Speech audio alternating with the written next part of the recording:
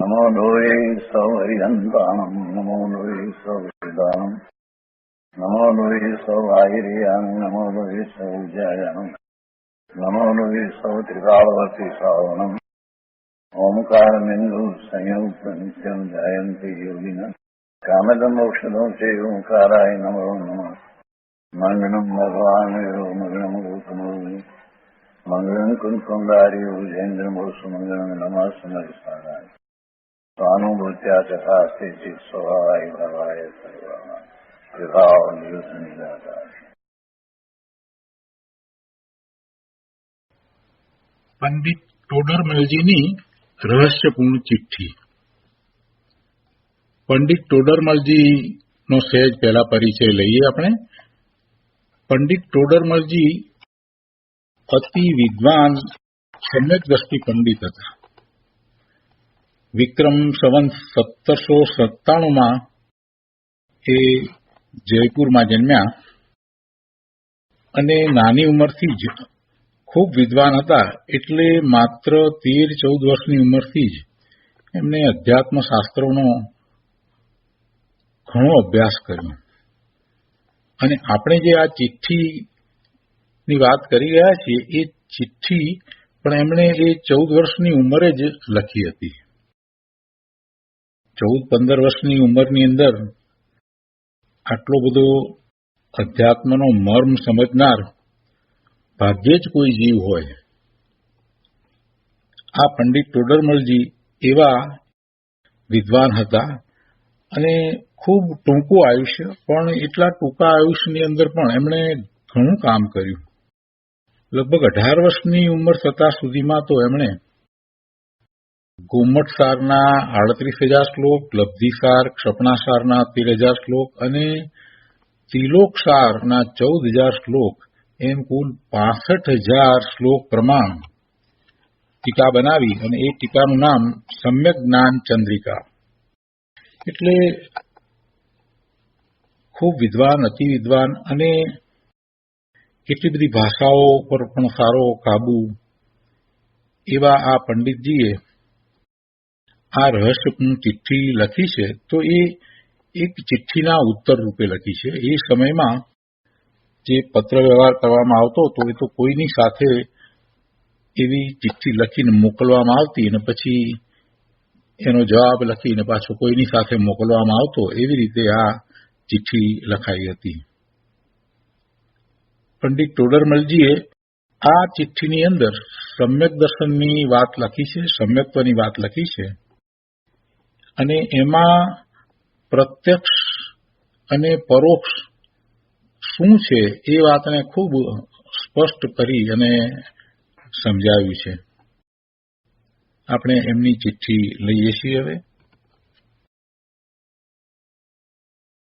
ચિઠ્ઠીમાં લખે છે કે સિદ્ધ શ્રી મુલ્તાનનગર મહાશુભ સ્થાન વિશે સ્વધર્મી ભાઈ અનેક ઉપમા યોગ્ય અધ્યાત્મ રસ રોચક ભાઈ શ્રી ખાનચંદજી, ગંગાધરજી, શ્રીપાલજી, સિદ્ધાર્થદાસજી આદિ સર્વે સ્વધર્મી યોગ્ય લિખિતન ટોડરમલના શ્રી પ્રમુખ વિનય શબ્દ અવધારજો. અહીં યથાસંભવ આનંદ છે. તમને ચિદાનંદ ઘનના અનુભવથી સહજ આનંદની વૃદ્ધિ ચાહું છું. પહેલી દ્રષ્ટિએ બધાને એમ લાગે કે આમાં શું મોટી વાત છે. આપણે પણ આવી રીતે શરૂઆતમાં તો લખીએ છીએ, પણ જો ફેર ક્યાં છે. શરૂઆત કરે છે ત્યાં જ સિદ્ધ, પછી શ્રી મુલ્તાનનગર, સિદ્ધ પરમેશ્વરને યાદ કરે છે. એટલે આત્માનું સ્મરણ કેટલું રહેતું હશે એનો એના ઉપરથી આપણને ખ્યાલ આવે છે. અને પછી લખે છે કે સ્વધર્મી ભાઈ અનેક ઉપમા યોગ્ય અધ્યાત્મ રસ રોચક.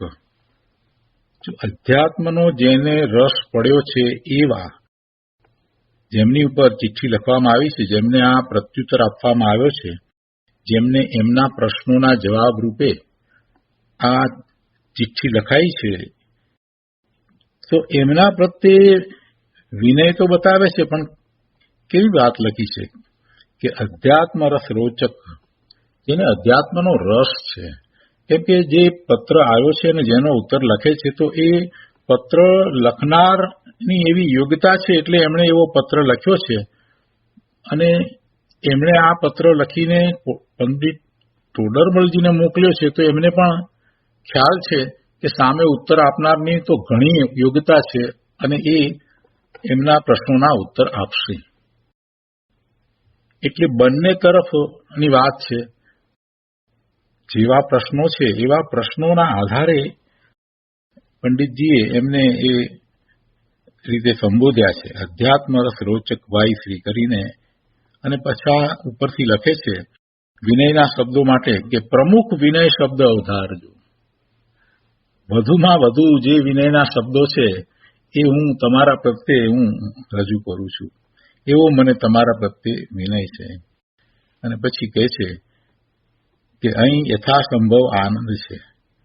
હવે એના પછી બહુ મોટી જે મુખ્ય વાત તો આવે છે કે તમને ચિદાનંદ ઘનના અનુભવથી સહજ આનંદની વૃદ્ધિ ચાહું છું. પહેલા જ પેરેગ્રાફની અંદર શરૂઆત જ કેવી કરી દીધી છે, તમને ચિદાનંદ ઘનના અનુભવથી. ચિદાનંદ ઘન, ચિત આનંદ, જ્ઞાન આનંદ, જ્ઞાન આનંદ ઘનના અનુભવથી, એટલે કે પોતાના સ્વરૂપના અનુભવથી સહજ આનંદની વૃદ્ધિ ચાહું છું. એટલે તમને તમારા સ્વરૂપમાંથી આવતા આનંદનો અનુભવ હો, અને એ અનુભવ હો એમાં હું વૃદ્ધિ ચાહું છું. પોતાનું જ્ઞાન આનંદ સ્વરૂપ છે એ વાતનો પંડિત ટોડરમલજીને સ્વીકાર છે. અને સાથે સાથે એમાં એ વાત પણ આવી જાય છે કે બીજાઓનું પણ જ્ઞાન આનંદ સ્વરૂપ છે. જીવ માત્રનું જ્ઞાન આનંદ સ્વરૂપ છે. માટે સામી વ્યક્તિને માટે પણ એમ જ એ કહે છે કે તમને એવા તમારા આત્મામાંથી આવતા આનંદનો અનુભવ હો, અને એવા તમારા આનંદની વૃદ્ધિ ચાહું છું. એટલે તમે વારંવાર સ્વરૂપમાં સ્વાનુભૂતિ કરતા રહો. તમને ચિદાનંદ ઘનના અનુભવથી સહજ આનંદની વૃદ્ધિ ચાહું છું. સહજ આનંદ પોતાના સ્વરૂપમાંથી જ પ્રાપ્ત થાય એ વાતે એમને કેટલી દ્રઢ હશે ત્યારે આવું સહજ વચનામૃત આવે. કોઈને પણ સહજ આનંદ, તો સહજ આનંદ ક્યાંથી આવે? સહજ આનંદ તો પોતાના સ્વરૂપમાંથી જ આવે. એટલે ચિદાનંદ ઘનના અનુભવથી જ હોય. આત્માનો આનંદ આત્મામાંથી જ પ્રાપ્ત થાય. જે જ્ઞાન આનંદ સ્વરૂપ છે એમાંથી જ જ્ઞાન આનંદની પ્રાપ્તિ થાય. એ તો એમને સહજ હતું, એટલે આવા શબ્દો એમાં આવે છે. બહુ સરસ વાત મૂકી દીધી છે. તમને ચિદાનંદના અનુભવથી સહજ આનંદની વૃદ્ધિ ચાહું છું. સહધર્મીને એકબીજા પ્રત્યે કેવી ઉત્તમ ભાવના હોય છે એ આમાં આપણને દેખાય છે. પછી આગળ લખે છે કે બીજું, તમારો એક પત્ર ભાઈ શ્રી રામસિંહજી ભુવાનીદાસજીને આવ્યો હતો. તેના સમાચાર જહાનાબાદથી અન્ય સ્વધર્મીઓએ લખ્યા હતા. ભાઈશ્રી આવા પ્રશ્ન તમારા જેવા જ લખે. આ વર્તમાન કાળમાં અધ્યાત્મ રસના રસિક જીવો બહુ જ થોડા છે. ધન્ય છે તેમને જેઓ સ્વાનુભવની વાર્તા પણ કરે છે. કેટલી સરસ રીતે વાત મૂકી છે કે આ કાળને વિશે સ્વરૂપની રુચિ થાય એવા જીવો બહુ ઓછા. ધર્મની રુચિવાળા ઓછા. સાચો ધર્મ પામવાની રુચિવાળા એના કરતા ઓછા. અને સાચા ધર્મનું સ્વરૂપ સમજી અને સ્વરૂપ તરફ વળવાવાળા એના કરતા પણ ઓછા. અને એ પછીથી સ્વાનુભૂતિ કરવાવાળા એ તો કોક જ મળે. જેને ભવના ભ્રમણનો થાક લાગ્યો હોય ને એ જ સ્વની અનુભૂતિનો પુરુષાર્થ કરે એટલે સ્વાનુભૂતિનો પુરુષાર્થ કરે. સ્વાનુભૂતિનો પુરુષાર્થ એ કાંઈ સહેલો પુરુષાર્થ નથી. સ્વાનુભૂતિ કહો કે સમ્યક દર્શન કહો, એક જ વાત છે. કેમ કે સમ્યક દર્શન, નિશ્ચય સમ્યક દર્શન સ્વની અનુભૂતિ વિના હોતું જ નથી.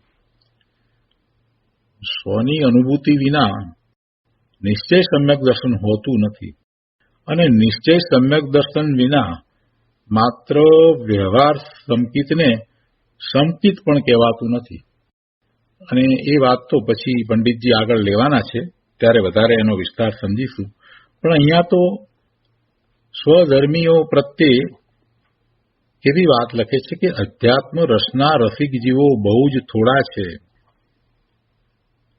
તેમને ધન્ય છે કે જેઓ સ્વાનુભવની વાર્તા કરે છે. સ્વાનુભવની વાર્તા કરે છે એટલે સ્વાનુભવ વિશે ચર્ચા કરે છે, વિચારણા કરે છે, સ્વાધ્યાય કરે છે, સત્સંગ કરે છે. અને એ સત્સંગ, સ્વાધ્યાય, ચર્ચા, વિચારણાનું પ્રયોજન શું છે? સ્વાનુભવની વાર્તા કરે છે તો એનું પ્રયોજન શું છે? જેમને સ્વનો અનુભવ થયો છે અથવા તો જેને સ્વના અનુભવની રૂચિ થઈ છે એને સાચો પુરુષાર્થ કરવો છે, એ એનું પ્રયોજન છે. જેને થયું છે અને જેને થયું નથી પણ એની રૂચિ છે, એ બંનેને સ્વાનુભવની વાર્તા જ હોય. સ્વાનુભવ સિવાય બીજી કોઈ વાત હોય નહીં. જેમને સ્વાનુભવ થયો છે એમની પાસેથી માર્ગદર્શન પ્રાપ્ત કરે છે. ધન્ય છે તેમને. અને પછી બહુ સુંદર વાત મૂકી છે, શ્લોક મૂક્યો છે. પદ્મનંદી પંચવિસંતિનો એક શ્લોક મૂક્યો છે કે તત્પ્રતિ પ્રીતિ ચિત્તેન યેન વાર્તાપી હિ શ્રુતા નિશ્ચિતમ સ ભવેદ દ્રવ્યો ભાવિ નિર્વાણ ભાજનમ. એનો અર્થ છે, જે જીવે પ્રસન્ન ચિત્તથી આ ચૈતન્ય સ્વરૂપ આત્માની વાત જ સાંભળી છે તે ભવ્ય પુરુષ ભવિષ્યમાં થનારી મુક્તિનો નિશ્ચયથી પાત્ર થાય છે. અર્થાત તે જરૂર મોક્ષમાં જાય છે.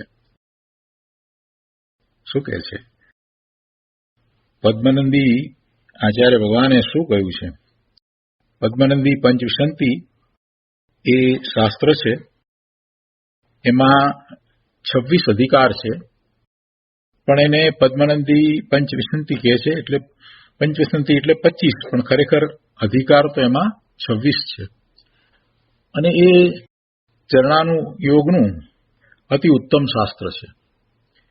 એમાં આચાર્ય પદ્મનંદીએ જે વાત કરી છે એ માત્ર ઉપદેશાત્મક નથી, પરંતુ હૃદયને સ્પર્શી જાય એવી નિશ્ચય સાથે રાખી અને જે વ્યવહારની એટલે કે ચરણાનુયોગની વાત છે તે એમાં કહેવામાં આવી છે. અને આચાર્ય ભગવાને તો એમ પણ કહી દીધું છે કે જો તને સમ્યક દર્શન હોય તો તને આવો વ્યવહાર હોય. પદ્મનંદી પંચવિસંતિમાં જે વાત આવે છે કે જો તને સમ્યક દર્શન હોય તો તારો વ્યવહાર આવો હોય. દયા, દાન, વ્રત, તપ બધી વાત આવે, પરંતુ મુખ્ય વાત એમણે એ મૂકી છે કે જો તને સમ્યક દર્શન હોય તો તારો આવો વ્યવહાર હોય. એટલે વ્યવહાર ચારિત્ર્યની વાત મૂકી છે, પણ એકલા લુખ્ખા વ્યવહાર ચારિત્ર્યની વાત ત્યાં નથી. સમ્યક દર્શન સહિત જ આ હોય એ વાત ત્યાં તો કરી છે. એટલે પદ્મનંદી આચાર્ય ભગવાનનું શાસ્ત્ર હોય એમાં તો બહુ ઊંચી વાત હોય.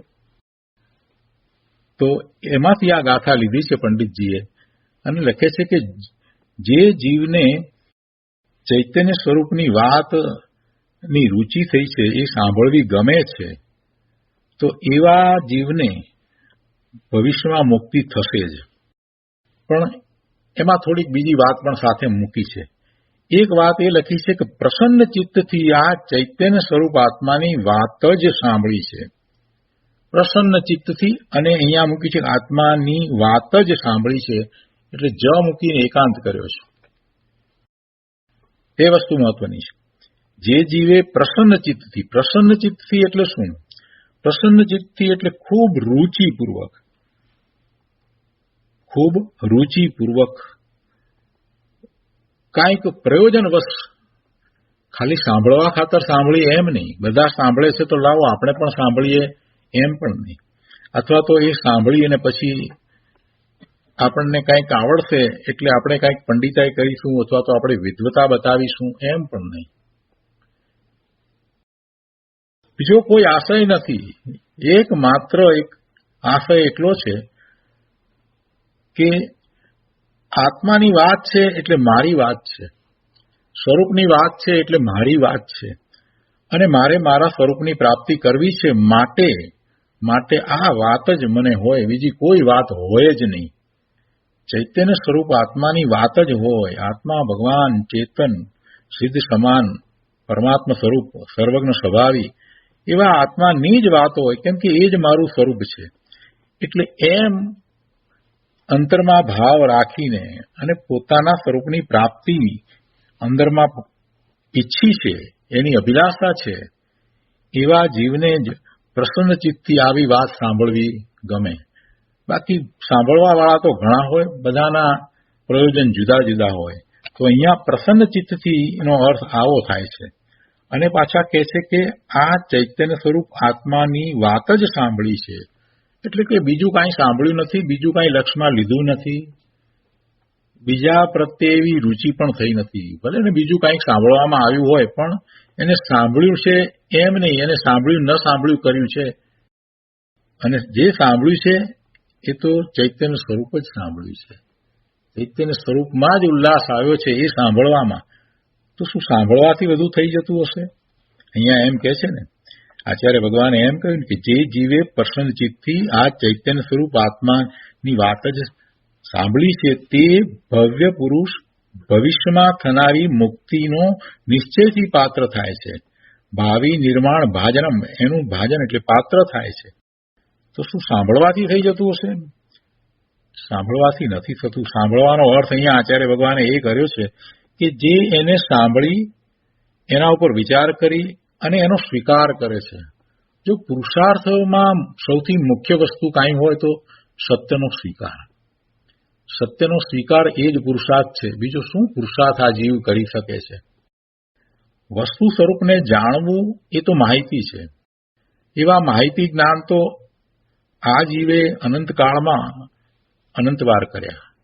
ભગવાનના સમોસરણમાં પણ જઈ આવ્યો અને ઘણી બધી માહિતી પ્રાપ્ત કરી લીધી, પણ એને સાંભળી પછી એના ઉપર વિચાર કરી, નિર્ણય કરી અને એનો સ્વીકાર કરવો જોઈએ કે ના, વસ્તુ સ્વરૂપ આમ જ છે, આમ જ છે, આમ જ છે, એ સિવાય બીજું કોઈ વસ્તુ સ્વરૂપ છે જ નહીં. આત્માનું સ્વરૂપ આમ જ છે તો આમ જ છે. ભગવાને કહ્યું છે માટે આમ છે એમ નહીં. ભગવાને કહ્યું છે માટે આમ છે એમ નહીં, પરંતુ ભગવાને જેમ કહ્યું છે એવું જ અનુભવમાં આવ્યું છે માટે આમ જ છે. મહાપુરુષોએ એમ એના નિર્ણય કર્યા છે. જેને સમ્યક દર્શન નથી થયું એને નિર્ણય તો થાય છે, પણ બીજા કોઈકની શ્રદ્ધા દ્વારા નિર્ણય થાય છે કે ભગવાનના જ્ઞાનમાં જે વાત આવી છે એ વાતનો નિર્ણય અમને તો હજી, અમારી શ્રદ્ધા તો હજી, અમારો વિશ્વાસ તો હજી બીજાઓએ અનુભવ કર્યો છે એને આધારે છે. આ પદ્મનંદી હોય કે પૂજ્યપાદ સ્વામી હોય કે કુંદકુંદાચાર્ય ભગવાન હોય કે અમૃતચંદ્રાચાર્ય ભગવાન હોય, બધા મહાપુરુષોએ જે અનુભવ કર્યો અને પછી એમણે જે વાત શાસ્ત્રમાં દર્શાવી છે તો એની શ્રદ્ધા કરીને આપણે શ્રદ્ધામાં રહીએ છીએ કે આત્માનું સ્વરૂપ આવું છે. એટલે આવી શ્રદ્ધા થવી એ પણ પુરુષાર્થમાં એક ભાગ છે. સત્યનો સ્વીકાર કરવા નીકળ્યો છે તો સત્ય ક્યાંથી પ્રાપ્ત થાય? જીનવાણીમાંથી પ્રાપ્ત થાય. અને જીનવાણી કાં તો સાક્ષાત સાંભળે છે અથવા તો પરંપરાએ, ગણધર ભગવાન, આચાર્ય ભગવાનની પરંપરાએ એના સુધી આ જીનવાણી પહોંચે છે, શાસ્ત્ર દ્વારા પહોંચે છે. હવે એમને બધાને તો નિર્ણય થયો છે, શ્રદ્ધા થઈ છે, એનું કારણ એ છે કે અનુભવ કર્યો છે. એમને તો એવો જ અનુભવ કર્યો છે. પણ આપણે અનુભવ નથી કર્યો તો આવા શાસ્ત્ર જે આગમ છે, પરમ આગમ છે, એવા શાસ્ત્રનો અભ્યાસ, અને એ પણ અભ્યાસ આત્માના લક્ષ્ય અભ્યાસ, પંડિતાઈ માટે અભ્યાસ કરીશું તો વાત નહીં બને. પોતાના સ્વરૂપની પ્રાપ્તિ કરવી છે એમ કરી અને એનો અભ્યાસ કરવામાં આવે તો શ્રદ્ધા થાય, અને એવી શ્રદ્ધા થાય અને સાથે માર્ગ પ્રાપ્ત થાય તો એ જીવ અવશ્ય મુક્તિ પામે. આચાર્ય ભગવાનનું એમ કહેવું છે. એટલે આમાં બીજી વાત મહત્વની એ છે કે ભવિષ્યમાં એની મુક્તિ થશે, કેમ કે એને વાત સાંભળી છે, સમજ્યો છે, એનો સ્વીકાર કર્યો છે, અને જ્યારે મૂળ તત્વનો સ્વીકાર થયો છે, વસ્તુને જેમ છે તેમ સ્વીકારી છે. ઉમાસ્વાતીજી ભગવાને કહ્યું ને કે તત્વાર શ્રદ્ધાનમ સમ્યક દર્શનમ, તો તત્વોની જે શ્રદ્ધા જેમ છે તેમ કરવામાં આવી છે એને ત્યાં સમ્યક દર્શન કહ્યું. 6 દ્રવ્યની શ્રદ્ધાને સમ્યક દર્શન કહ્યું, દેવગુરુ શાસ્ત્રની શ્રદ્ધાને પણ સમ્યક દર્શન કહ્યું. પણ તત્વાર શ્રદ્ધાનમ સમ્યક દર્શનમ જે વાત કરવામાં આવી એની અંદર બધું સમાઈ જાય છે, અને તત્વની એ શ્રદ્ધામાં નિશ્ચય શ્રદ્ધાની વાત છે. એટલે અનુભવ સહિતની શ્રદ્ધા. કેમ કે 9 તત્વમાં જીવ તત્વ, અજીવ તત્વ એ સિવાય બીજી 7 તો પર્યાય છે. બીજી 7 પર્યાય છે. જીવ અને અજીવના સંબંધથી થતી એ 7 પર્યાય છે. તો એ 7 પર્યાય છે અને અજીવ એ 8 વસ્તુ જીવથી જુદી છે. એ 8 વસ્તુ જીવ તત્વથી જુદી છે. એટલે એમાં જે જીવ તત્વ કહેવામાં આવ્યું છે, 9 તત્વની અંદર જે જીવ તત્વની શ્રદ્ધા કરાવવામાં આવી છે, એ જીવ તત્વ કેવું છે? એ જીવ તત્વ અજીવ તત્વથી તો ભિન્ન જુદું છે. એમાં અજીવના ભાવ પણ નથી ને અજીવના લક્ષ્ય થતા ભાવ નથી. એમાં અજીવ ભાવનો અભાવ છે, એવું જીવ તત્વ છે. અને પછી બાકી જે 7 કહી તો એ 7 પર્યાય વિનાનું એવું શુદ્ધ જીવ તત્વ લીધું છે. એટલે કે જેને પુણ્ય પાપ આશ્રવ પણ નથી, જેને બંધ નથી, સંવર નથી, નિર્જરા નથી, મોક્ષ પણ નથી. આ બધી પર્યાય છે. મોક્ષ પણ પર્યાય છે. તો એ બધી પર્યાયથી જુદું જીવ તત્વ છે. જો બંધ હોય તો મોક્ષનો પ્રશ્ન છે.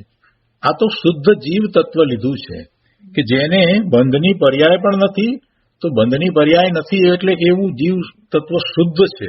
એટલે એ 9માં જે જીવ તત્વ લેવામાં આવ્યું છે એવા જીવ તત્વોના શ્રદ્ધાન. હવે વિચાર કરીએ કે આવા જીવ તત્વનું શ્રદ્ધાન થાય કેવી રીતે? શાસ્ત્રનો અભ્યાસ કર્યો તો એ જે શ્રદ્ધા થઈ એ શ્રદ્ધા તો પરોક્ષ શ્રદ્ધા છે. વળી મહાપુરુષોએ શ્રદ્ધા કરી છે એ એમની શ્રદ્ધા છે. તો આપણને એવી શ્રદ્ધા કેવી રીતે થાય? તો એ આત્મતત્વને અનુભવવું જ પડે.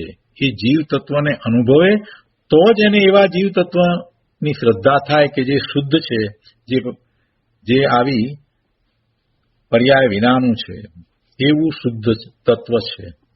સ્વરૂપની દ્રષ્ટિ કરે છે તો એમાં દ્રષ્ટિનો વિષય સમયસારમાં જે બતાવવામાં આવ્યો છે, તો દ્રષ્ટિનો વિષય આ શુદ્ધ જીવ તત્વ છે એ બતાવવામાં આવ્યું છે. અને એ બધી પર્યાયોથી જુદું છે. એટલે સમયસારના જે અધિકાર છે એ બધા અધિકાર એ 9 તત્વ પ્રમાણે છે. અને વધારામાં ત્યાં એક બીજો અધિકાર મૂક્યો છે કે કર્તા કર્મ અધિકાર. એટલે જીવને પરનું કર્તાપણું પણ નથી એવું શુદ્ધ જીવ તત્વ. એવા જીવ તત્વની જેને શ્રદ્ધા થાય, તો અનુભવ સહિત શ્રદ્ધા થાય તો જ સમ્યક શ્રદ્ધા કહેવાય. અને એવી શ્રદ્ધા જેને થઈ છે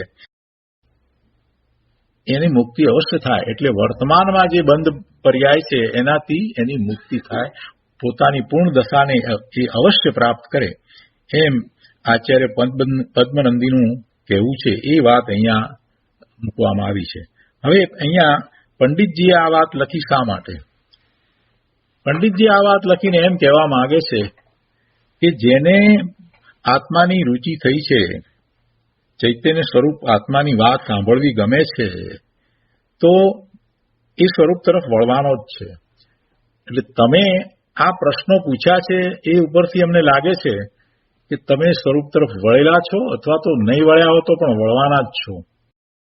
આ વાત અહીંયા એ રીતે આધાર તરીકે મૂકવામાં આવી છે. બહુ તમે આત્માના રસિક જીવો છો, બહુ સરસ રીતે વાત મૂકી દીધી છે.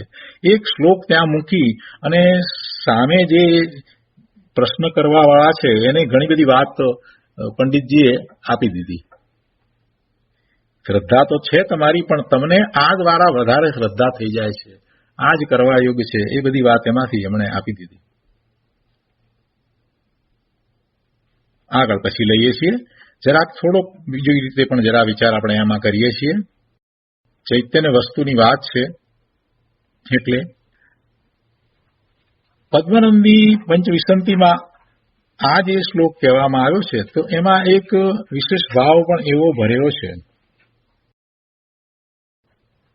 કે ભવ્ય જીવો, અહીંયા ભવ્ય જીવ મૂકેલો છે ને એટલે તો કે એ મુક્તિ પામે જ છે, મુક્તિ નિશ્ચિત છે, મુક્તિ નિશ્ચિત છે.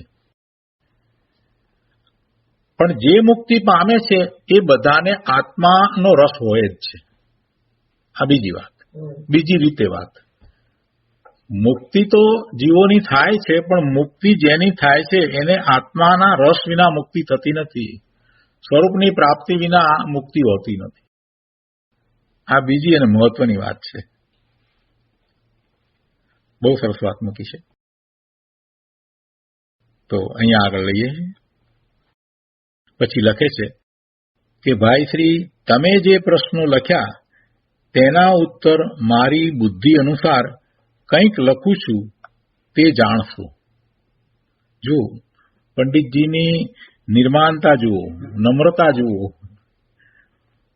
તમે જે પ્રશ્નો લખ્યા તેના ઉત્તર મારી બુદ્ધિ અનુસાર કંઈક લખું છું તે જાણશો. અમે કહીએ છીએ માટે માનો એમ વાત નથી કરી, પણ તે જાણશો. અને અધ્યાત્મ આગમનો ચર્ચા ગર્ભિત પત્ર તો શીઘ્ર આપ્યા કરશો. એટલે અધ્યાત્મની આવી વાત તો તમે વારંવાર લખતા રહેજો. પોતે તો જ્ઞાની છે, પણ છતાં પણ આવો સત્સંગ એમને રૂચે છે. એમને કંઈક પ્રશ્નના જવાબ આપીને મોટાઈ બતાવવી છે એમ નથી, પણ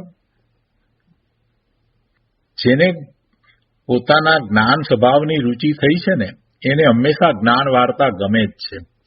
સામે કોઈ પ્રશ્નરૂપે જ્ઞાન વાર્તા લઈને આવે તો પણ ગમે છે, અને આમ જ સત્સંગ કરવા આવે છે એવી જ્ઞાન વાર્તા લઈને તો પણ એને ગમે જ છે. એટલે કહે છે કે અધ્યાત્મ આગમનો ચર્ચા ગર્ભિત પત્ર તો શીઘ્ર આપ્યા કરશો. મેળાપ તો કદી થવો હશે ત્યારે થશે, અને નિરંતર સ્વરૂપ અનુભવનો અભ્યાસ રાખશોજી. ફરીથી આ વાત લખી છે, બીજી રીતે લખી છે, નિરંતર સ્વરૂપ અનુભવનો અભ્યાસ રાખશોજી. સ્વરૂપનો અનુભવ એકવાર થાય પછી એ જીવને સામાન્ય રીતે એમ જ થાય છે. સ્વરૂપનો અનુભવ થયા પછીથી એની દ્રષ્ટિ સ્વરૂપ તરફ રહે છે અને એ વારંવાર સ્વાનુભૂતિ તરફ જ પ્રેરાય છે. સ્વરૂપનો અનુભવ કરવા માટે બીજા કોઈએ એને કહેવાની જરૂર હોતી નથી. છતાંય મહાપુરુષોએ બધાએ આ વાત લખી છે. જેમને સ્વાનુભૂતિ થઈ છે, સમ્યક દર્શન થયું છે, એને માટે પણ આચાર્ય ભગવાને આવી વાત તો લખી જ છે. એટલે કે ક્યાંય પ્રમાદ ન થઈ જાય એનું ધ્યાન રાખજો.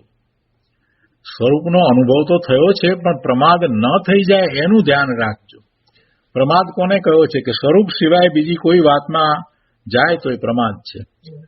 પોતાના સ્વરૂપને લક્ષ્ય જે કંઈ કરે છે એ સિવાય બીજો બધો પ્રમાદ છે. પ્રમાદ એટલે આળસ કરીને બેસી રહીએ એને જ આપણે તો પ્રમાદ માનીએ એમ નહીં. ગમે તેટલા આપણે કાર્યરત હોઈએ, ગમે તેટલા આપણી જાતને આપણે એક્ટિવ માનતા હોઈએ, પણ આત્મા સિવાયની વાતમાં જે કાંઈ આપણે કરીએ છીએ એ બધો પ્રમાદ છે. જેને સ્વરૂપની વાત ગમતી નથી એ મોટો પ્રમાદી છે. જેને આત્માની વાત ગમતી નથી, એટલે કે પોતાના સ્વરૂપની વાત જેને ગમતી નથી, એ મિથ્યા દ્રષ્ટિ, અજ્ઞાની, પ્રમાદી છે. હજી આગળ વધીને વાત કરીએ તો જેને આત્માના સ્વરૂપની અને આત્માના જ્ઞાન સ્વભાવની વાત ગમતી નથી, આવી જ્ઞાન વાર્તા ગમતી નથી, એ ખરેખર તો પ્રભુની વાણીનો વિરોધ કરી રહ્યો છે, વિરાધના કરી રહ્યો છે. કેમ કે આવી આત્માના જ્ઞાનની વાત તો પ્રભુની વાણીમાં આવી ને બીજે ક્યાં બહાર આવી છે? આ કઈ જગતની વાત નથી, જગતના લોકોની વાત નથી, આ તો પ્રભુની વાણીમાંથી પરમ સત્ય પ્રકાશ્યું છે, એમાં આત્માના સ્વરૂપની વાત આવી છે. એટલે પ્રભુની વાણીનો જેને વિરોધ છે એને જ આત્માના સ્વરૂપની વાત ન ગમે. જો આત્માના સ્વરૂપની વાત ન ગમતી હોય તો સમજવું કે પ્રભુની વાણીનો તમે વિરોધ કરી રહ્યા છો. અને આવી જ્ઞાનની વાત જેને નથી ગમતી, જેને આવી જ્ઞાનની વાત નથી ગમતી, એને પછી જ્ઞાનના ઉઘાડ બીજા ભાવમાં બહુ ઓછા થઈ જાય છે. જ્ઞાન સ્વભાવ પોતાનો એની વાત ગમતી નથી એટલે પોતે પોતાના જ્ઞાન સ્વભાવનો જ વિરોધ કરી રહ્યો છે. જીનેશ્વર ભગવાનની આવી જ્ઞાન વાર્તા જેને ગમતી નથી એટલે ખરેખર તો એ જીનવાણીનો જ વિરોધ કરી રહ્યો છે, એને જ્ઞાન જ ગમતું નથી. જેને પોતાના જ્ઞાન સ્વભાવની રુચિ નથી થતી, બીજાને એ જ્ઞાન સ્વભાવી સ્વીકારતો નથી, પ્રભુની આવી જ્ઞાન વાતને એ માનતો નથી, તો એને શું છે? એને જ્ઞાન જોઈતું નથી. તો બીજા ભાવમાં એને શું મળે? એને જ્ઞાનનો અતિ અલ્પ ઉઘાડ મળે, એકેન્દ્રિયમાં જાય. એકેન્દ્રિયમાં જાય. વિરાધનાના અર્થ લોકો સમજતા નથી. વિરાધના એટલે શું? વિરાધના એટલે લોકો એમ સમજે છે કે કોઈક આવું કંઈક કરતું હોય અને આપણે એનો વિરોધ કરીએ, એને વિરાધના. પ્રભુ એમ વિરાધના એટલી માત્ર નથી. વિરાધના એટલે તમે તમારા જ્ઞાન સ્વભાવનો સ્વીકાર કરતા નથી, જ્ઞાન સ્વરૂપનો સ્વીકાર કરતા નથી અને હસી કાઢો છો ને. ઘણા લોકો પ્રશ્ન પૂછે છે, ક્યાં છે આત્મા? આત્મા બતાવો. ભાઈ જરા ધીમો પડ, તું જે ભાવથી વાત કરે છે અને જે ટોનમાં બોલી રહ્યો છે ને એનો અર્થ એ થાય છે કે તને આત્માના જ્ઞાન સ્વભાવની મસ્કરી સૂજે છે, તને આત્માનો જ્ઞાન સ્વભાવ રૂચતો નથી, ગમતો નથી, એનો તને સ્વીકાર નથી, એટલે પ્રભુની વાતનો તને સ્વીકાર નથી.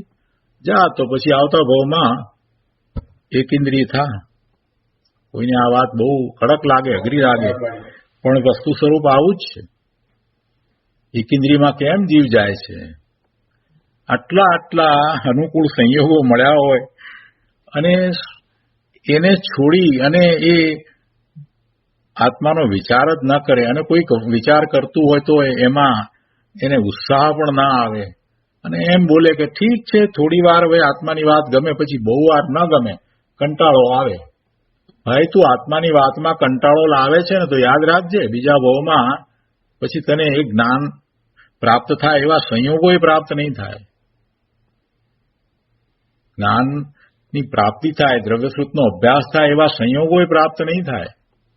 એટલે પ્રમાદમાં પડીશ નહીં. આત્માના અનુભવની વાત આવતી હોય ત્યારે તું પ્રમાદ સેવીશ નહીં. પ્રભુ આત્માને અર્થે આ તો વાત કરવાની છે, પંડિતજીએ એટલે લખ્યું છે. એ થાય કે ફરીથી આ વાત આવીને આમાં શું મોટી વાત છે? ભાઈ બહુ મોટી વાત છે. નિરંતર શબ્દ મૂક્યો છે, નિરંતર અંતર ન પડે તેવી રીતે. એક શબ્દ મહત્વનો છે અહીંયા. શું કહે છે કે નિરંતર, વચ્ચે અંતર પડે નહીં. અંતર પડે એટલે આતરો પડે. શેનો આતરો પડે? પરની દ્રષ્ટિ થાય, પરમાં રુચિ થાય એવો કાંઈ આતરો પડે નહીં. માત્ર સ્વરૂપની જ રુચિ રહ્યા કરે. કહે છે કે નિરંતર સ્વરૂપ અનુભવનો અભ્યાસ રાખજો. નિર્વિકલ્પ સાનુભૂતિ નથી થતી એની વાત નથી અહીંયા. નિર્વિકલ્પ સાનુભૂતિ ન પણ થાય, પણ સ્વરૂપનો અભ્યાસ નિરંતર રાખવો જોઈએ. પોતાના સ્વરૂપની પ્રાપ્તિ માટેનો અભ્યાસ નિરંતર રાખો. એની રુચિ જ હોય અને એવી જેને રુચિ થઈ છે એવો જે અભ્યાસ કરે છે એને તો અવશ્ય બધા જ સંયોગો અનુકૂળ પ્રાપ્ત થાય છે અને એને પુરુષાર્થ પણ ઉપડે છે. અત્યારે વર્તમાનમાં આપણને બધા જ સંયોગો અનુકૂળ પ્રાપ્ત થયા છે. મનુષ્ય ભાવ મળ્યો છે, સંઘની પચેન્દ્રીપણું મળ્યું છે, એટલી બુદ્ધિ મળી છે, એવા શાસ્ત્ર મળ્યા છે અને એવા સત્સંગ સ્વાધ્યાય વગેરે થઈ રહ્યા છે. આનાથી વિશેષ તો અનુકૂળતા શું હોય? બહુ સરસ વાત નથી. નિરંતર સ્વરૂપ અનુભવનો અભ્યાસ રાખશો જી. અસ્તુ. આગળ લખે છે કે હવે સ્વાનુભવ દશા વિશે પ્રત્યક્ષ પરોક્ષ આદિ પ્રશ્નોના ઉત્તર સ્વબુદ્ધિ અનુસાર લખું છું. શેની વાત કરવાના છે? જે પ્રશ્ન કરવામાં આવ્યા છે એના ઉત્તરની વાત કરે છે. તો એમાં કહે છે કે સ્વાનુભવ દશા, સ્વના અનુભવ પછીની જે દશા છે અને સ્વાનુભવ કોને કહેવાય એ વિશે પ્રત્યક્ષપણું શું છે અને પરોક્ષપણું શું છે, તો એના જે તમારા પ્રશ્નો છે એના ઉત્તર હું મારી બુદ્ધિ અનુસાર લખું છું. તો એમાં સૌથી પહેલી વાત એમણે જે મૂકી છે, આ 14 વર્ષની ઉંમરે, 14 વર્ષની ઉંમરની આ વાત છે. 14 વર્ષની ઉંમરમાં તો એમણે આ વાત લખી છે અને 18 વર્ષની ઉંમર સુધીમાં તો કેટલા બધા શાસ્ત્રો ઉપર એમને ટીકા વગેરે લખ્યા છે. અમૃતચંદ્રાચાર્ય ભગવાનનું શાસ્ત્ર પુરુષાર્થ સિદ્ધિ ઉપાય એની પણ એમને ટીકા લખી છે.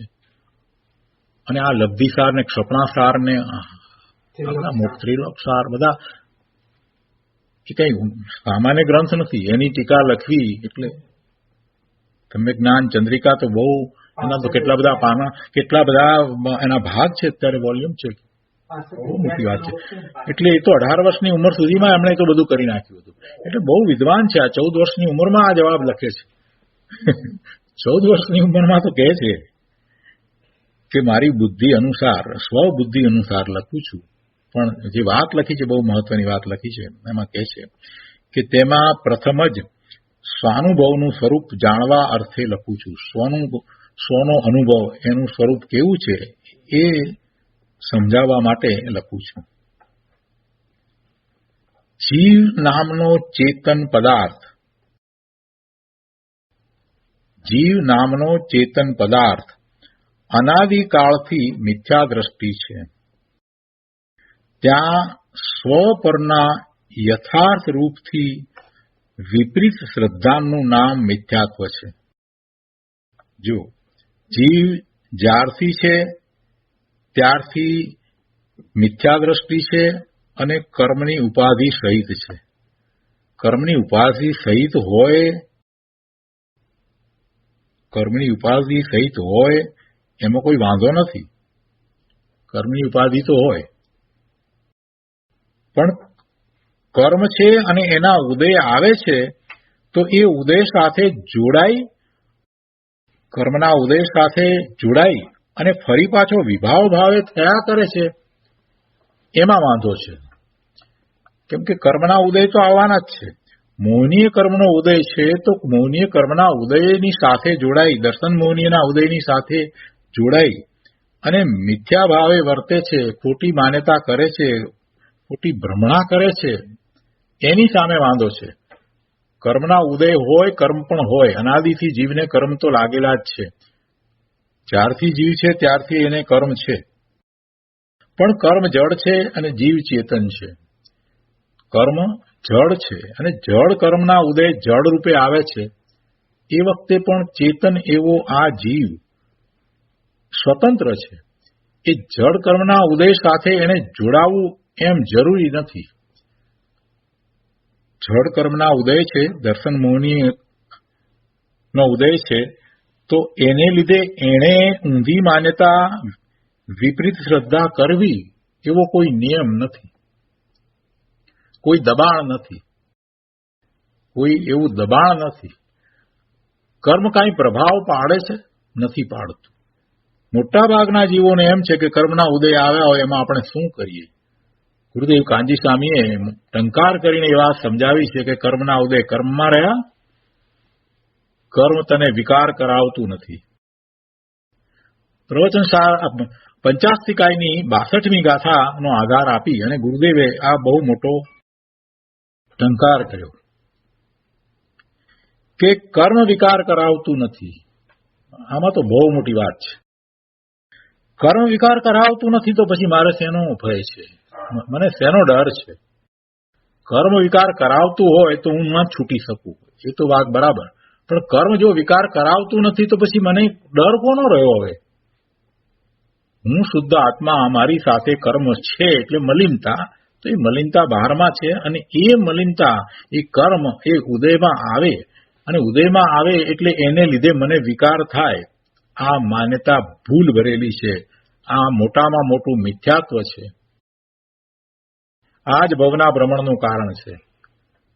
ગુરુદેવે આ ટંકાર કર્યો ત્યાં સુધી કેટલાય મોટા મોટા પોતાની જાતને મોટા કહેવડાવતા એવા પંડિતો વગેરે પણ આમાં થાપ ખાઈ જતા હતા અને કર્મથી વિકાર થાય, કર્મથી વિકાર થાય, આ જ વાતનું રટણ લઈને બેઠા હતા. ગુરુદેવે આ વાત બધાને આપી કે ભાઈ, કર્મથી વિકાર નથી થતો. કર્મથી વિકાર થાય એ માન્યતા તારી ખોટી છે, ભૂલ ભરેલી છે. તો પછી સામો પ્રશ્ન કર્યો કે કર્મથી વિકાર નથી થતો તો પછી વિકાર એ જીવનો સ્વભાવ થઈ જશે. વિકાર જીવનો સ્વભાવ થઈ જશે. ગુરુદેવે કહ્યું કે ના, જીવનો સ્વભાવ વિકારનો હોય નહીં. આત્માના આનંદ ગુણમાં એક પણ ગુણ એવો નથી કે જેને કારણે એને વિકાર થાય, અને કર્મથી પણ વિકાર થતો નથી. તો પછી વિકાર કેમ થાય છે? વિકાર કેમ થાય છે? અને એનો ગુરુદેવે બહુ સરસ જવાબ આપ્યો કે એ સમયની એવી યોગ્યતા છે અને જીવની ભૂલ છે. પોતે પોતાના સ્વભાવ ભાવથી ચ્યુત થઈ અને બહારમાં છે ત્યારે પરનું લક્ષ કરી અને સ્વયં પોતે વિભાવ ભાવે થાય છે. એને વિભાવ ભાવે થવા માટે કોઈ દબાણ નથી કરતું.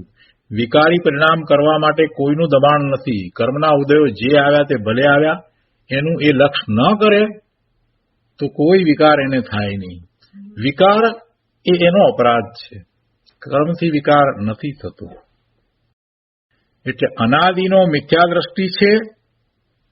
અનાદિનો મિથ્યા દ્રષ્ટિ છે તો અનાદિનો મિથ્યા દ્રષ્ટિ એટલા માટે છે કે એ પોતે સ્વયં મિથ્યા દ્રષ્ટિ રહેવા માંગે છે. પોતે મિથ્યા દ્રષ્ટિ રહેવા માંગે છે તો મિથ્યા દ્રષ્ટિ છે. જે સમ્યક્ત્વ પામ્યા, જે સમ્યક દ્રષ્ટિ થયા, એ બધા પણ પૂર્વે મિથ્યા દ્રષ્ટિ જ હતા. પણ એવા દર્શન મોહનીય કર્મના ઉદય વખતે પણ એમણે એ ઉદયને આધીન ન થતા પરાધીન દ્રષ્ટિને છોડીને સ્વરૂપનું લક્ષ કરી અને સ્વાધીનતા પ્રગટ કરી, સમ્યક્ત્વ પ્રગટ કરી. કોઈ વિકાર કરાવતું નથી. કોઈ વિકાર કરાવતું નથી. જીવ સ્વેચ્છાએ કરે છે માટે થાય છે. સમયસારમાં પણ કર્તા કર્મ અધિકારની અંદર ગાથા આવે છે. 85 ગાથાથી શરૂ કરીને બધી ગાથાઓ જે આવે છે એમાં એ વાત કરવામાં આવી છે કે જીવનું મિથ્યાત્વ અને અજીવનું મિથ્યાત્વ. મિથ્યાત્વ બે પ્રકારે છે, જીવનું મિથ્યાત્વ અને અજીવનું મિથ્યાત્વ. અજીવનું મિથ્યાત્વ એટલે આ દર્શન મોહની કર્મનો જે ઉદય છે તે અજીવ મિથ્યાત્વ છે. અને જીવનું મિથ્યાત્વ એટલે જીવ એનું લક્ષ કરી અને પોતે મિથ્યા ભાવે થાય છે, એ એનું મિથ્યાત્વ છે.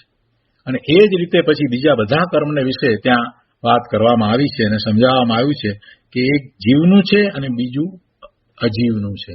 તો અજીવનું છે એટલે એ કર્મના ઉદયરૂપ છે, એ જળ છે, અને એ જળ જે ઉદયમાં છે એ તો ખરી જવાનું છે.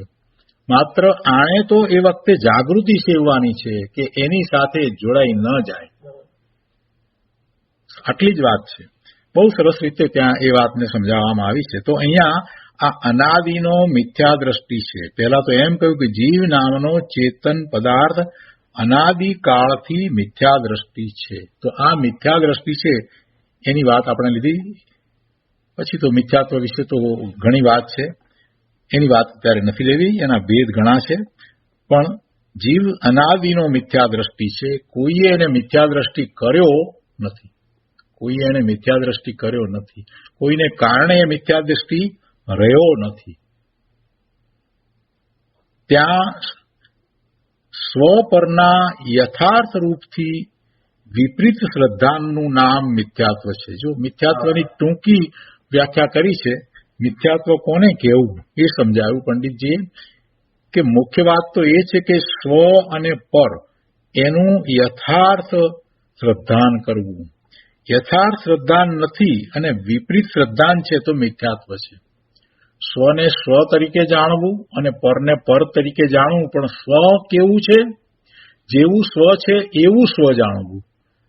જેવું સ્વતત્વ છે તેવું સ્વતત્વનું શ્રદ્ધાન થવું જોઈએ. જીવની શ્રદ્ધા કરે છે, પણ એમાં એમ શ્રદ્ધા કરે કે જીવ શરીર સહિત જીવ છે, તો એ વિપરીત શ્રદ્ધાન છે. સ્વનું, જીવનું જેવું શ્રદ્ધાન કરવું જોઈએ એવું શ્રદ્ધાન. પણ એવું શ્રદ્ધાન તો કેવી રીતે થાય? તો કે જિનેશ્વર ભગવાનની વાણીમાં એ પરમ સત્ય પ્રકાશ્યું છે, એનો વિચાર કરી, એનો સ્વીકાર કરીને આત્મસાત કરે તો જીવનું શ્રદ્ધાન અને સાથે સાથે બીજા બધા પદાર્થોનું પર. તો પર વિશે પણ એની ખોટી માન્યતા ચાલી રહી છે. સ્વ અને પર એ બંનેનું યથાર્થ શ્રદ્ધાન તો એને કરવું જ પડે. સ્વ પરના યથાર્થ રૂપથી વિપરીત શ્રદ્ધાન છે એ જ મિથ્યાત્વ છે. તો સ્વનું શ્રદ્ધાન અને પરનું શ્રદ્ધાન બેની કેમ વાત કરી? એકલા સ્વની વાત કરીએ તો ચાલત ને નહીં. સ્વનું શ્રદ્ધાન બરાબર કરી લે. હવે આમે એને પર સાથે શું લેવા દેવા છે? તો અહીંયા પરની વાત કેમ કરી? પંડિતજીએ આ વધારાની વાત તો નથી કરી. અહીંયા કહે છે કે પરનું યથાર્થ શ્રદ્ધાન કરવું ખૂબ જરૂરી છે, નહીતર જ્યાં ને ત્યાં એ સ્વને પરની સાથે ભેળવી દેશે. પરનું યથાર્થ શ્રદ્ધાન નહીં કરે તો એ સ્વને પર સાથે ભેળવી દેશે. એટલે પરનું પણ એને બરાબર શ્રદ્ધાન કરવું જ રહ્યું. એક વાત. બીજું, પરનું શ્રદ્ધાન એટલા માટે કરવાનું છે કે પરમાં 6 દ્રવ્યની અપેક્ષાએ જોઈએ તો 5 દ્રવ્ય છે, એમાં પૂતગળ દ્રવ્ય, એ પૂતગળ પરમાણુ, એના સ્કંધ અને એની વિવિધ રચનાઓ જે થઈ રહી છે, તો એ વિવિધ રચનાઓમાં એ ગૂંચવાઈ જાય છે અને રસ પડી જાય છે. જો એ જાણે કે આ તો પૂતગળ પરમાણુ જ છે અને પરમાણુ સ્કંધમાં ભેગા થયા છે, તો એ છૂટા પણ પડવાના જ છે. કોઈ પદાર્થ એવો નથી, પૂતગળ પરમાણુની વાત કરીએ, એના સ્કંધની વાત કરીએ, તો એ કોઈ એવો નથી કે જેમાંથી પરમાણુઓ છૂટા ન પડે. એ તો છૂટા પડવાના જ છે. અને આ વાતનો સ્વીકાર કરે એટલે એને સહજ રીતે આ પૂતગળના સ્કંધ, અનેક જાતની રચનાઓ, આ કોમ્પ્યુટરને, કારને, ડેસ્કને, આ બધી જે રચનાઓ જે છે એની રુચિ છૂટી જાય. એને એ વિપરીત રીતે માને છે ને એટલે જ એમાં એને રુચિ થાય છે. એને દ્રવ્ય દ્રષ્ટિથી એની શ્રદ્ધા કરે, એને સમજે કે આ પૂતગળ છે, પરમાણુ છે, ને પરમાણુના સ્કંધ છે, ને પરમાણુ છૂટા પડવા યોગ્ય જ છે. એ વાતને બરાબર સમજે તો એના તરફની રુચિ પણ ઘટી જાય. એવી જ રીતે આ કર્મના પરમાણુ ભેગા થયા છે માટે કર્મ બંધાયું છે, અને એ પરમાણુ પણ છૂટા પડવાના જ છે. પૂતગળ પરમાણુ છે તો પૂતગળ પરમાણુ છે, એ કર્મના પરમાણુ છે તો પણ છે તો પરમાણુ ને. તો કોઈ પણ કર્મ બેસી રહેવાનું નથી. કર્મના ઉદયો આવે એટલે એનું સ્થિતિબંધ છે, તો એ ઉદય આવીને ખરી જવાનું જ છે. એ પરમાણુ જ છે અને એ પરમાણુ પણ છૂટા થવાના જ છે. એને છૂટા પાડવા બેસીશ તો છૂટા નહીં પડે. પૂતગળ પરમાણુ ભેગા થયા છે, એ સ્વયં ભેગા થયા છે, છૂટા પણ સ્વયં પડે છે. કોઈ એને છૂટા પાડે એવું વસ્તુનું સ્વરૂપ જ નથી. આપણે હજી પરની વાત કરી રહ્યા છીએ પ્રભુ, સ્વની વાત તો પછી લઈશું. શું વાત ચાલે છે? પરની. પરનું યથાર્થ શ્રદ્ધાન.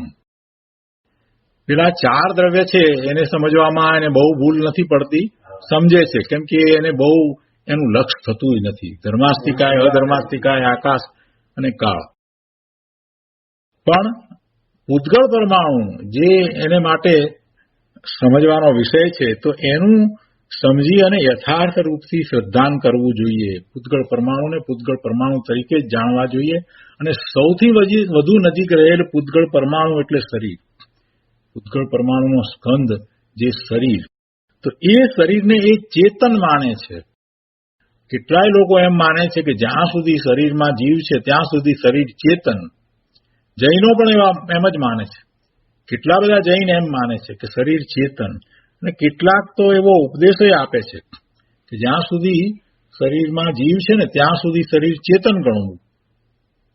અને એટલું જ નહીં, આગળ વધીને એવો ઉપદેશ સાંભળવા મળે છે કે શરીર સહિત પુરુષાર્થ હોય તો શરીરમાં જે કંઈ થઈ રહ્યું છે, વ્રત તપ વગેરે જે કંઈ થઈ રહ્યું છે એ જીવનો પુરુષાર્થ છે એમ પણ માને છે. એટલે શરીર સહિત અસ્તિત્વનો સ્વીકાર કેટલાય લોકોએ કરી લીધો છે, પણ એ મોટામાં મોટી ભૂલ છે. એ અનાદિનું મિથ્યાત્વ, અગૃહિત મિથ્યાત્વ ચાલ્યું આવે છે. શરીર સહિત વસ્તુ સ્વરૂપને સ્વીકારવું એટલે જીવને સ્વીકારવો એ ભૂલ અનાદિની ચાલી આવે છે. જીવ માત્ર એમ જ માને છે, જીવ માત્ર એટલે કે જે જ્ઞાની ધર્મી નથી એ બધા જ જીવ એમ જ માને છે કે પોતાનું અસ્તિત્વ શરીર સહિત જ છે. મનુષ્યની વાત નહીં, તિર્યંજ પણ એમ માને છે અને મિથ્યાદ્રષ્ટિ દેવ પણ એમ માને છે, નારકીનો જીવ પણ એમ માને છે, એકેન્દ્રિય પણ એમ માને છે. ભલે એને વિચાર નથી થતો પણ એકત્વ શરીર સાથે જ છે. શરીર સાથે એકત્વ મમત્વ તો દરેક જીવને છે. સમ્યક દ્રષ્ટિ સિવાય બધાને એની સાથે એકત્વ મમત્વ છે. તો એવું એ શરીર, એને ઘણા લોકો ચેતન માને છે. આ મોટામાં મોટી ભૂલ ચાલી આવે છે. શરીર ક્યારેય ચેતન હોય નહીં, અને શરીરમાં જે કંઈ કાર્ય થાય, ક્રિયા થાય, એ બધું ચેતનનું કાર્ય નથી, એ જીવ કરતો નથી. એટલે શરીરના કાર્યો જે થતા હોય, એના હલનચલન વગેરે જે થાય, એમાં જે ફેરફારો થાય, એમાંનું એક પણ કાર્ય જીવ કરતો નથી. એમ એણે સૌથી નજીક રહેલું જે પર એટલે એનું શરીર જેની સાથે રહ્યો છે એનું યથાર્થ શ્રદ્ધાન કરવું જોઈએ, જેથી એને ભૂલ ન થાય કે એનું અસ્તિત્વ એ પર સહિત છે. કેમ કે સ્વ પરનું ભેદ જ્ઞાન કરવું છે એટલે પહેલા તો સ્વ અને પરના સ્વરૂપને એને સમજવું પડે. તો પંડિતજીએ અહીંયા એ વાત લીધી છે કે સ્વ પરના યથાર્થ રૂપને યથાર્થપણે સમજવું, જેમ છે તેમ સમજવું, અને જો નથી સમજતો તો એને વિપરીત શ્રદ્ધાન છે, અને એ જ મિથ્યાત્વ છે. એનું નામ જ મિથ્યાત્વ છે. હવે સ્વના સ્વરૂપની વાત આપણે આવતી વખતે લઈશું. આજનો સ્વાધ્યાય અહીંયા સુધી રાખીએ છીએ. સ્વનું યથાર્થ શ્રદ્ધાન કેવું હોય એની વાત આપણે આવતી વખતે લઈશું. હવે સુખધામ બોલીએ. સુખધામ અનંત સુસંત ચરી દિન રાત રહે તદ જ્ઞાનમયી પ્રકાંતિ અનંત સુધામય છે પ્રણમુ પદતે વરતે જયતે પ્રણમુ પદતે વરતે જયતે